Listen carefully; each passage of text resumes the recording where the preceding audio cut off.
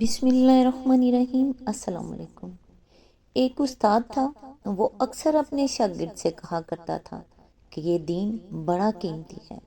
ایک روز ایک طالب علم کا جوتا پھٹ گیا۔ وہ موچی کے پاس گیا اور کہا، میرا جوتا مرمت کر دو، اس کے بدلے میں تمہیں دین کا ایک مسئلہ بتاؤں گا۔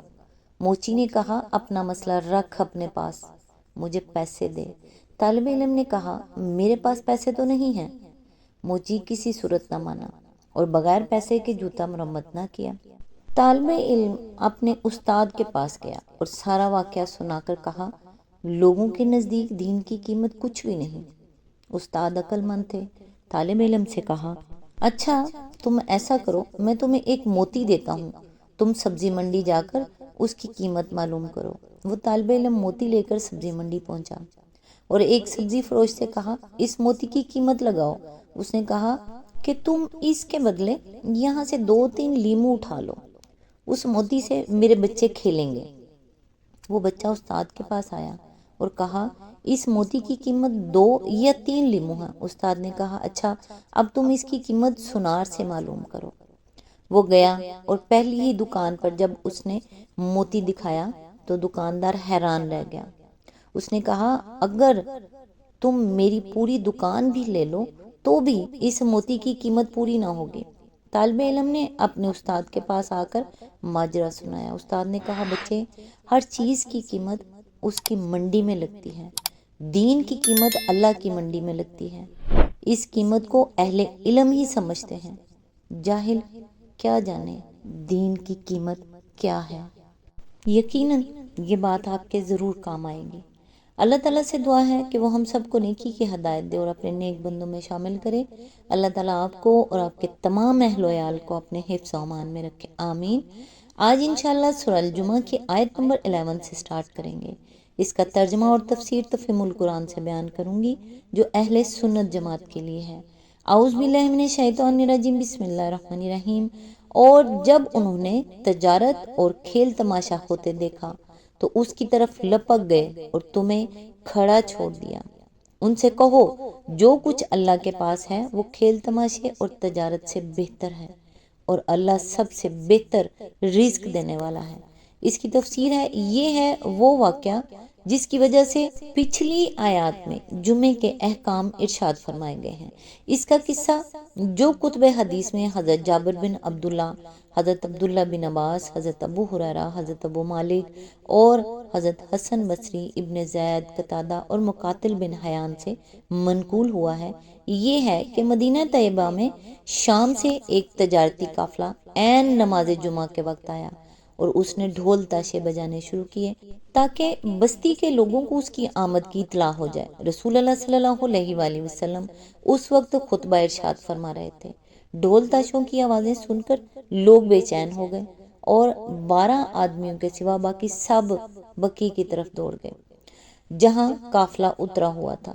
اس قصے کی روایات میں سب سے زیادہ معتبر روایت حضرت جابر بن عبداللہ کی ہے، جسے امام احمد، بخاری، مسلم، ترمذی، ابو عوانہ، عبد بن حمید، ابو یعلا وغیرہ ہم نے متعدد سندوں سے نقل کیا ہے۔ اس میں اضطراب صرف یہ ہے کہ کسی روایت میں بیان کیا گیا ہے کہ یہ واقعہ نماز کی حالت میں پیش آیا تھا اور کسی میں یہ ہے کہ یہ اس وقت پیش آیا جب حضور صلی اللہ علیہ وآلہ وسلم خطبہ دے رہے تھے، لیکن حضرت جابر اور دوسرے صحابہ اور تابعین کی تمام روایات کو جمع کرنے سے صحیح بات یہ معلوم ہوتی ہے کہ یہ دوران خطبہ کا واقعہ ہے اور حضرت جابر نے جہاں یہ کہا ہے کہ یہ نماز جمعہ کے دوران میں پیش آیا، وہاں دراصل انہوں نے خطبے اور نماز کے مجموعے پر نماز جمعہ کا اطلاق کیا ہے۔ حضرت عبداللہ بن عباس کی روایت میں یہ بیان کیا گیا ہے کہ اس وقت 12 مردوں کے ساتھ ایک عورت تھی۔ ابن جریر، ابن ابی حاتم، دارقطنی کی ایک روایت میں 40 افراد اور عبد بن حمید کی روایت میں 7 تقریباً بیان کیے گئے ہیں اور فرا نے 8 نفر لکھے ہیں، لیکن یہ سب ضعیف روایات ہیں اور قتادہ کی یہ روایت بھی ضعیف ہے کہ اس طرح کا واقعہ 3 مرتبہ پیش آیا تھا۔ ابن جریر معتبر روایات حضرت جابر بن عبداللہ کی ہے جس میں باقی رہ جانے والوں کی تعداد 12 بتائی گئی ہے، اور قتادہ کی ایک روایت کے سوا باقی تمام صحابہ و تابعین کی روایات اس پر متفق ہیں کہ یہ واقعہ صرف 1 مرتبہ پیش آیا۔ باقی رہ جانے والوں کے متعلق مختلف روایات کو جمع کرنے سے معلوم ہوتا ہے کہ ان میں حضرت ابو بکر، حضرت عمر، حضرت عثمان، حضرت علی، حضرت عبداللہ بن مسعود، حضرت عمار بن یاسر، حضرت جابر بن عبداللہ شامل تھے۔ حافظ ابو اعلیٰ نے حضرت جابر بن عبداللہ کی جو روایت نقل کی ہے اس میں بیان کیا گیا ہے کہ جب لوگ اس طرح نکل کر چلے گئے اور صرف 12 اصحاب باقی رہ گئے تو ان کو خطاب کر کے حضور صلی اللہ علیہ وآلہ وسلم نے فرمایا، اگر تم سب چلے جاتے اور ایک بھی باقی نہ رہتا تو یہ وادی آگ سے بہہ نکلتی۔ اسی سے ملتا جلتا مضمون ابن مردویہ نے حضرت عبداللہ بن عباس سے اور ابن جریر نے قتادہ سے نقل کیا ہے۔ شیعہ حضرات نے اس واقعے کو بھی صحابہ پر طعن کرنے کے لیے استعمال کیا ہے۔ وہ کہتے ہیں کہ صحابہ کی اتنی بڑی تعداد کا خطبے اور نماز کو چھوڑ کر تجارت اور کھیل تماشے کی طرف دوڑ جانا اس بات کا ثبوت ہے کہ وہ دنیا کو آخرت پر ترجیح دیتے تھے، لیکن یہ ایک سخت بیجا اعتراض ہے جو صرف حقائق سے آنکھیں بند کر کے ہی کیا جا سکتا ہے۔ دراصل یہ واقعہ ہجرت کے بعد قریبی زمانے میں ہی پیش آیا تھا۔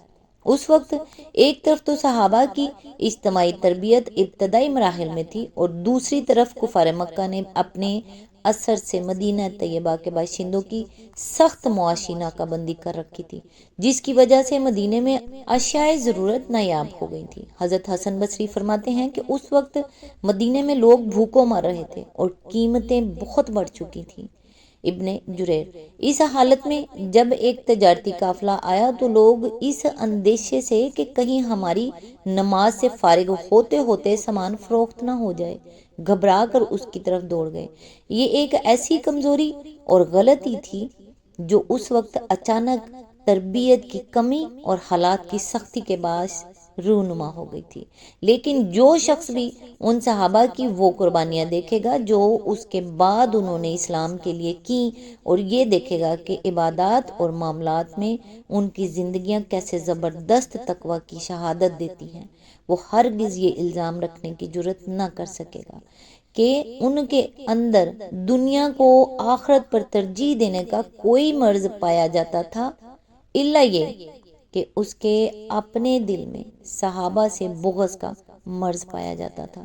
تاہم یہ واقعہ جس طرح صحابہ کے معترضین کی تائید نہیں کرتا، اسی طرح ان لوگوں کے خیالات کی تائید بھی نہیں کرتا جو صحابہ کی عقیدت میں غلو کر کے اس طرح کے دعوے کرتے ہیں کہ ان سے کبھی کوئی غلطی سرزد نہیں ہوئی، یا ہوئی بھی ہو تو اس کا ذکر نہیں کرنا چاہیے، کیونکہ ان کی غلطی کا ذکر کرنا اور اسے غلطی کہنا ان کی توہین ہے، اور اس سے ان کی عزت و وقت دلوں میں باقی نہیں رہتی، اور اس کا ذکر ان آیات و احادیث کے خلاف ہے جن میں صحابہ کے مغفور اور مقبول بارگاہ الہی ہونے کی تصریح کی گئی ہے۔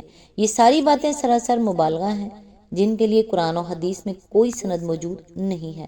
یہاں ہر شخص دیکھ سکتا ہے کہ اللہ تعالیٰ نے خود اس غلطی کا ذکر کیا ہے جو صحابہ کی ایک کثیر تعداد سے صادر ہوئی تھی۔ اس کتاب میں کیا ہے جسے قیامت تک ساری امت کو پڑھنا ہے، اور اسی کتاب میں کیا ہے جس میں ان کے مغفور اور مقبول بارگاہ ہونے کی تصریح کی گئی ہے۔ پھر حدیث و تفسیر کی تمام کتابوں میں صحابہ سے لے کر بعد کے اکابر اہل سنت تک نے اس غلطی کی تفصیلات بیان کی ہیں۔ کیا اس کے معنی یہ ہیں کہ اللہ تعالیٰ نے یہ ذکر انہی صحابہ کے وقت دلوں سے نکالنے کے لیے کیا ہے جن کی وقت وہ خود دلوں میں قائم فرمانا چاہتا ہے؟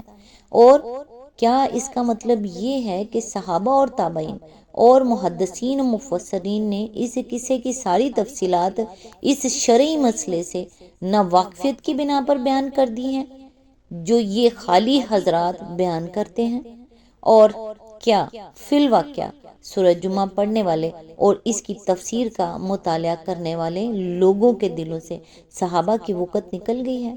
اگر ان میں سے ہر سوال کا جواب نفی میں ہے اور یقیناً نفی میں ہے تو وہ سب بے جا اور مبالغہ آمیز باتیں غلط ہیں جو احترام صحابہ کے نام سے بعض لوگ کیا کرتے ہیں۔ حقیقت یہ ہے کہ صحابہ کرام کوئی آسمانی مخلوق نہ تھے بلکہ اسی زمین پر پیدا ہونے والے انسانوں میں سے تھے۔ وہ جو کچھ بھی بنے رسول اللہ صلی اللہ علیہ وآلہ وسلم کی تربیت سے بنے۔ یہ تربیت بتدریج سال ہر سال تک ان کو دی گئی۔ اس کا جو طریقہ قرآن و حدیث میں ہم کو نظر آتا ہے وہ یہ ہے کہ جب کبھی ان کے اندر کسی کمزوری کا ظہور ہوا، اللہ اور اس کے رسول نے بروقت اس کی طرف توجہ فرمائی اور فوراً اس خاص پہلو میں تعلیم و تربیت کا ایک پروگرام شروع ہو گیا جس میں وہ کمزوری پائی گئی تھی۔ اسی نماز جمعہ کے معاملے میں ہم دیکھتے ہیں کہ جب قافلہ تجارت والا واقعہ پیش آیا تو اللہ تعالیٰ نے سورہ جمعہ کا یہ رکوع نازل فرما کر اس پر تنبیہ کی اور جمعہ کے آداب بتائے۔ پھر اس کے ساتھ ہی رسول اللہ صلی اللہ علیہ وآلہ وسلم نے اپنے خطبات مبارکہ میں فرضیت جمعہ کی اہمیت لوگوں کے ذہن نشین فرمائی، جس کا ذکر ہم حاشیہ نمبر 15 میں کر آئے ہیں اور تفصیل کے ساتھ ان کو آداب جمعہ کی تعلیم دی۔ چنانچہ احادیث میں یہ ساری ہدایات ہم کو بڑی واضح صورت میں ملتی ہیں۔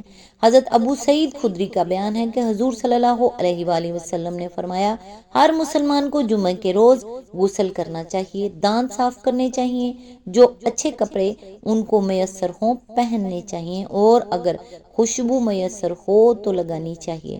مسند احمد، بخاری، مسلم، ابو داؤد، نسائی۔ حضرت سلیمان فارسی کہتے ہیں کہ حضور صلی اللہ علیہ وآلہ وسلم نے فرمایا، جو مسلمان جمعے کے روز غسل کرے اور حتی الامکان زیادہ اپنے آپ کو پاک صاف کرے، سر میں تیل لگائے یا جو خوشبو گھر میں موجود ہو وہ لگائے، پھر مسجد جائے اور دو آدمیوں کو ہٹا کر ان کے بیچ میں نہ گھسے، پھر جتنی کچھ اللہ توفیق دے اتنی نماز نفل پڑھے، پھر جب امام بولے تو خاموش رہے، اس کے قصور ایک جمعے سے دوسرے جمعے تک معاف ہو جاتے ہیں۔ بخاری، مسند احمد۔ قریب اسی مضمون کی روایات حضرت ابو ایوب انصاری، حضرت ابو ہریرہ اور حضرت نباشۃ الحوضلہ نے بھی حضور صلی اللہ علیہ وآلہ وسلم سے نقل کی ہیں۔ مسند احمد، بخاری، مسلم، ابو داؤد، ترمذی، طبرانی۔ حضرت عبداللہ بن عباس کہتے ہیں کہ حضور صلی اللہ علیہ وآلہ وسلم نے فرمایا، جب امام خطبہ دے رہا ہو اس وقت جو شخص بات کرے وہ اس گدھے کی مانند ہے جس پر کتابیں لدی ہوئی ہوں، اور جو شخص اس سے کہے کہ چپ رہ اس کا بھی کوئی جمعہ نہیں ہوا۔ مسند احمد۔ حضرت ابو ہریرہ کا بیان ہے کہ حضور صلی اللہ علیہ وآلہ وسلم نے فرمایا، اگر تم نے جمعے کے روز خطبے کے دوران میں بات کرنے والے شخص سے کہا چپ رہ تو تم نے بھی لغو حرکت کی۔ بخاری، مسلم، نسائی، ترمذی، ابو داؤد۔ اسی سے ملتی جلتی روایات امام احمد، ابو داؤد اور طبرانی نے حضرت علی علیہ السلام اور حضرت ابو درداء سے نقل کی ہیں۔ اس کے ساتھ آپ صلی اللہ علیہ وآلہ وسلم نے خطیبوں کو بھی ہدایت فرمائی کہ لمبے لمبے خطبے دے کر لوگوں کو تنگ نہ کریں۔ آپ خود جمعے کے روز مختصر خطبہ ارشاد فرماتے اور نماز بھی زیادہ لمبی نہ پڑھاتے تھے۔ حضرت جابر بن سمرہ کہتے ہیں کہ حضور صلی اللہ علیہ وآلہ وسلم طویل خطبہ نہیں دیتے تھے، وہ بس چند مختصر کلمات ہوتے تھے۔ ابو داؤد۔ حضرت عبداللہ بن ابی اوف کہتے ہیں کہ آپ صلی اللہ علیہ وآلہ وسلم کا خطبہ نماز کی بنسبت کم ہوتا تھا اور نماز اس سے زیادہ طویل ہوتی تھی۔ نسائی۔ حضرت عمار بن یاسر کی روایت ہے کہ آپ صلی اللہ علیہ وآلہ وسلم نے فرمایا، آدمی کی نماز کا طویل ہونا اور خطبے کا مختصر ہونا اس بات کی علامت ہے کہ وہ دین کی سمجھ رکھتا ہے۔ مسند احمد، مسلم۔ تقریباً یہی مضمون بزار نے حضرت عبداللہ بن مسعود سے نقل کیا ہے۔ ان باتوں سے اندازہ ہوتا ہے کہ حضور صلی اللہ علیہ وآلہ وسلم نے کس طرح لوگوں کو جمعے کے آداب سکھائے، یہاں تک کہ اس نماز کی وہ شان قائم ہوئی جس کی نظیر دنیا کی کسی قوم کی اجتماعی عبادات میں نہیں پائی جاتی۔ اسی آیت کے ضمن میں آگے فرمایا، یہ فقرہ خود بتا رہا ہے کہ صحابہ نے جو غلطی کی تھی اس کی نوعیت کیا تھی۔ اگر معاذ اللہ اس کی وجہ ایمان کی کمی اور آخرت پر دنیا کی دانستہ ترجیح ہوتی تو اللہ تعالیٰ کے غضب اور زجر و توبیخ کا انداز کچھ اور ہوتا، لیکن چونکہ ایسی کوئی خرابی وہاں نہ تھی، بلکہ جو کچھ ہوا تھا تربیت کی کمی کے باعث ہوا تھا، اس لیے پہلے مولمانہ انداز میں جمعہ کے آداب بتائے گئے، پھر اس غلطی پر گرفت کر کے مربیانہ انداز میں سمجھایا گیا کہ جمعہ کا خطبہ سننے اور اس کی نماز ادا کرنے پر جو کچھ تمہیں خدا کے ہاں ملے گا وہ اس دنیا کی تجارت اور کھیل تماشے سے بہتر ہے۔ اسی آیت کے ضمن میں آگے فرمایا، یعنی اس دنیا میں مجازن جو بھی رزق رسانی کا ذریعہ بنتے ہیں ان سب سے بہتر رازق اللہ تعالیٰ ہے۔ اس طرح کے فکرے قرآن مجید میں متعدد مقامات پر آئے ہیں، کہیں اللہ تعالیٰ کو احسن الخالقین کہا گیا ہے اور کہیں خیر الغافرین، کہیں خیر الحاکمین، کہیں خیر الراحمین، کہیں خیر الناصرین۔ ان سب مقامات پر مخلوق کی طرف رزق، تخلیق، مغفرت، رحم اور نصرت کی نسبت مجازی ہے اور اللہ تعالیٰ کی طرف حقیقی۔ مطلب یہ ہے کہ جو لوگ بھی دنیا میں تم کو تنخواہ، اجرت یا روٹی دیتے نظر آتے ہیں، یا جو لوگ بھی اپنی صنعت و کاریگری سے کچھ بناتے نظر آتے ہیں، یا جو لوگ بھی دوسروں کے قصور معاف کرتے اور دوسروں پر رحم کرتے اور دوسروں کی مدد کرتے نظر آتے ہیں، اللہ ان سب سے بہتر رازق، خالق، رحیم، غفور اور مددگار ہے۔ آیت نمبر 11 یہاں مکمل ہوئی اور اس کے ساتھ ہی سورہ جمعہ بھی مکمل ہوئی۔ نیکسٹ انشاءاللہ سورہ المنافقون کی آیت نمبر 1 سے سٹارٹ کریں گے۔ تب تک کے لیے دعاؤں میں یاد رکھیے گا۔ اللہ حافظ۔